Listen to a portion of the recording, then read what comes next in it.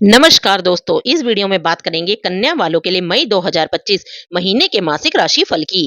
जानिए इस महीने ग्रहों की चाल आपके जीवन को कैसे प्रभावित करेगी। कैरियर, नौकरी, व्यापार, पढ़ाई, सेहत और शादीशुदा जिंदगी हर पहलू पर आसान भाषा में बात करेंगे। पूरा वीडियो जरूर देखें और जानें मई 2025 में क्या खास रहेगा कन्या राशि के लिए। सबसे पहले समझते हैं कि मई 2025 के महीने में ग्रहों की स्थितियां कैसी रहने वाली है। राशि स्वामी बुध ग्रह 6 मई तक सप्तम भाव में रहेंगे मीन राशि में। उसके बाद 23 मई तक अष्टम भाव में मेष राशि में रहेंगे। फिर वृष राशि में प्रवेश करेंगे नवम भाव में। शनिदेव रहेंगे मीन राशि में आपके सप्तम भाव में। मई के महीने में देवगुरु बृहस्पति का महत्वपूर्ण राशि परिवर्तन होगा। बृहस्पति 13 मई तक रहेंगे आपके नवम भाव में वृष राशि में। फिर 14 मई को प्रवेश कर जाएंगे मिथुन राशि में आपके 10वें भाव में। मई के महीने में राहु केतु का भी महत्वपूर्ण राशि परिवर्तन होगा। राहु 17 मई तक रहेंगे मीन राशि में आपके सप्तम भाव में। 18 मई को राहु प्रवेश करेंगे कुंभ राशि में आपके छठे भाव में। केतु 17 मई तक रहेंगे आपके पहले भाव में कन्या राशि में। 18 मई को प्रवेश करेंगे आपके 12वें भाव में सिंह राशि में। सूर्य देव 13 मई तक रहेंगे मेष राशि में आपके अष्टम भाव में। फिर 14 मई को प्रवेश कर जाएंगे वृष राशि में आपके नवम भाव में। शुक्र ग्रह रहेंगे अपनी उच्च राशि मीन में आपके सप्तम भाव में। मंगल देव रहेंगे नीच राशि कर्क में लाभ भाव में। ग्रहों की स्थिति को समझने के बाद अब देखते हैं कि ये हमें क्या संकेत देती है। सबसे पहले बात करते हैं आपके कैरियर की।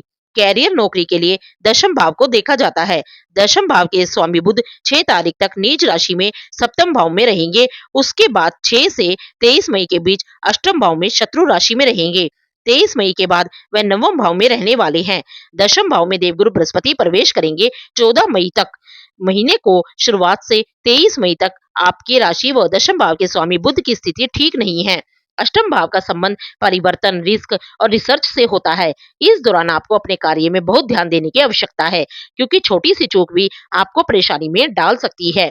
23 मई के बाद जब बुध नवम भाव में आएंगे तब स्थितियां धीरे धीरे आपके पक्ष में बनने लगेंगी। इस समय आप नए विचारों, योजनाओं और अवसरों की ओर आकर्षित होंगे। विशेषकर जो लोग शिक्षा, कंसल्टेंसी, अकाउंटिंग या डिजिटल प्रोफेशन में हैं, उन्हें लाभ मिलेगा। बृहस्पति 14 मई को 10वें भाव में गोचर करेंगे, जो कैरियर के लिए बेहद शुभ संकेत है। यह समय नौकरी में स्थिरता, पदोन्नति और नए अवसरों को दर्शाता है। जो लोग लंबे समय से प्रमोशन या ट्रांसफर का इंतजार कर रहे थे, उन्हें आने वाले समय में शुभ समाचार मिल सकता है।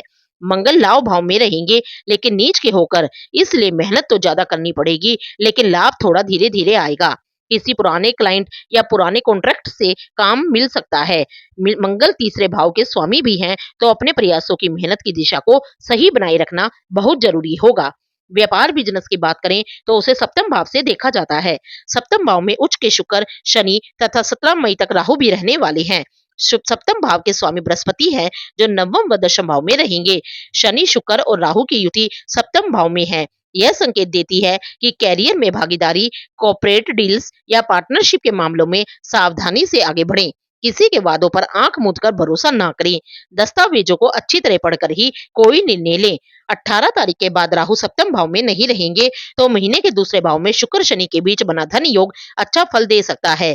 अगर आपका काम किसी क्रिएटिव क्षेत्र से, photography, perfumes, event manager, plans, fashion इनसे संबंधित है, तो आपको महीने के दूसरे भाग में अच्छा लाभ मिल सकता है। मई महीने में व्यापार से जुड़े हुए लोगों को इस महीने किसी भी तरीके का भारी जोखिम उठाना ठीक नहीं रहेगा। यथासंभव व्यापारिक यात्राओं से बचना भी समझदारी का काम होगा, क्योंकि यात्राएं कठिनाई भरी और कम उपलब्धियां देने वाली रह सकती हैं। अब बात करते हैं आर्थिक स्थिति की। मंगल देव जो आपके लाभ भाव में रहेंगे लेकिन नीच के होकर कर्क राशि में, इसका मतलब है कि इस महीने आपको मेहनत तो करनी पड़ेगी, लेकिन आर्थिक लाभ धीरे धीरे ही मिलेगा। निवेश सोच समझ कर करें और जल्दबाजी से बचें। बृहस्पति का गोचर 14 मई के बाद आपके दशम भाव में हो रहा है।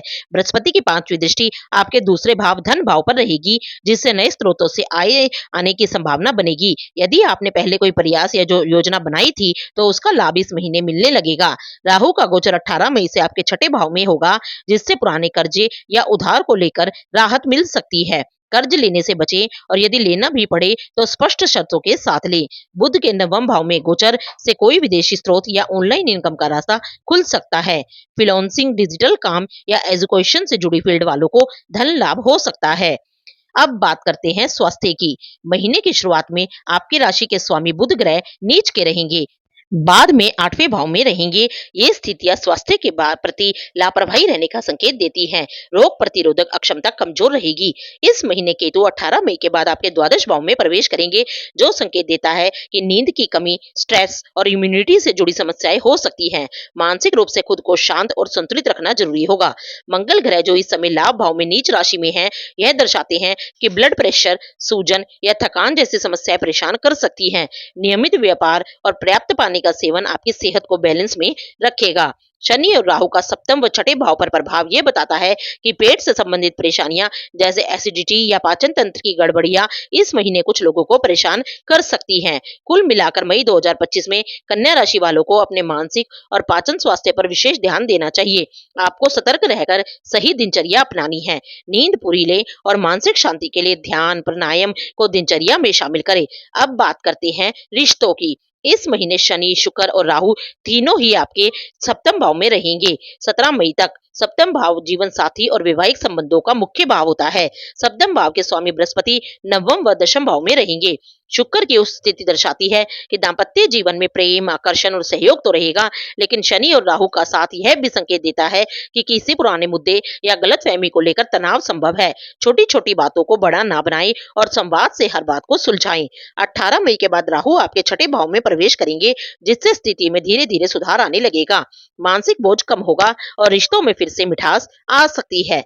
मई 2025 में कन्या राशि के विवाहित लोगों को अपने रिश्तों में सहनशीलता और समझदारी दिखानी होगी। जहां एक और प्रेम और सामंजस्य रहेगा, वहीं घरों की स्थिति थोड़ी उथल-पुथल भी ला सकती है। धैर्य, संवाद और विश्वास से आप अपने रिश्तों को और भी मजबूत बना सकते हैं। प्रेम संबंधों की बात करें तो उसे पंचम भाव से देखा जाता है। पंचम भाव के स्वामी शनि सप्तम भाव में उच्च के शुक्र के साथ रहेंगे। हालांकि राहु भी उनके साथ 17 मई तक रहने वाले हैं। पंचम भाव पर मंगल की दृष्टि भी रहेगी। शुक्र का उच्च राशि में होना इस बात का संकेत है कि प्रेम में आकर्षण और भावनात्मक गहराई बनी रहेगी। किसी खास इंसान के साथ रिश्ता और मजबूत हो सकता है, लेकिन शनि और राहु का साथ यह भी दर्शाता है कि कभी-कभी आप उलझन या भ्रम की स्थिति में रह सकते हैं। पुराने अनुभवों या डर की वजह से असुरक्षा महसूस हो सकती है।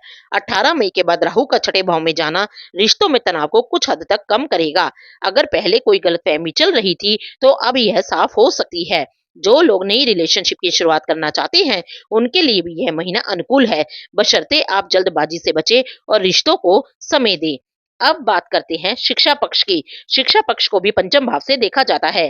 राशि स्वामी बुध 6 से 23 मई तक सप्तम भाव व अष्टम भाव में रहेंगे, जिससे पढ़ाई में थोड़ी मानसिक उलझन या ध्यान भटकाव हो सकता है। इस समय रिसर्च, गहन अध्ययन और विश्लेषणात्मक विषयों के विद्यार्थियों को लाभ हो सकता है।